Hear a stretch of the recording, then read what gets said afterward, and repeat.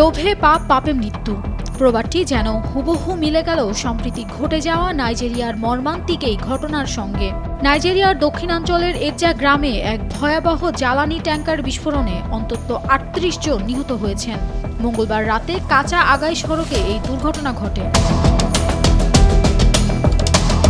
টানা তৃতীয়বার অর্জন করেছে দেশের সেরা সুপার ব্র্যান্ড স্বীকৃতি বসুন্ধরা টিস্যু।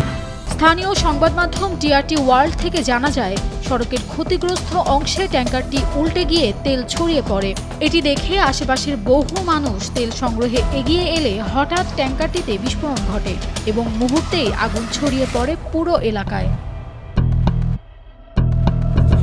নাইজার রাজ্যের পেট্রোলিয়াম ট্যাঙ্কার ড্রাইভার্স অ্যাসোসিয়েশনের চেয়ারম্যান ফারুক মোহাম্মদ কাউ বলেন, নিহতদের বেশিরভাগই বিস্ফোরণের আগে তেল সংগ্রহ করছিলেন। ফেডারেল রোড সেফটি কর্পোরেশন এফআরএসির স্থানীয় কমান্ডার হাজিয়া আইশাতুস সাদু জানান, উদ্ধার অভিযান চলছে, তবে রাস্তার নাজুক অবস্থা উদ্ধার কাজে বাধা সৃষ্টি করছে। প্রত্যক্ষদর্শীদের মতে, বিস্ফোরণের পর পুরো এলাকা জ্বলন্ত আগুনে আচ্ছন্ন হয়ে পড়ে। Nafisa Tasnim, দিদিকা, Daily Sun.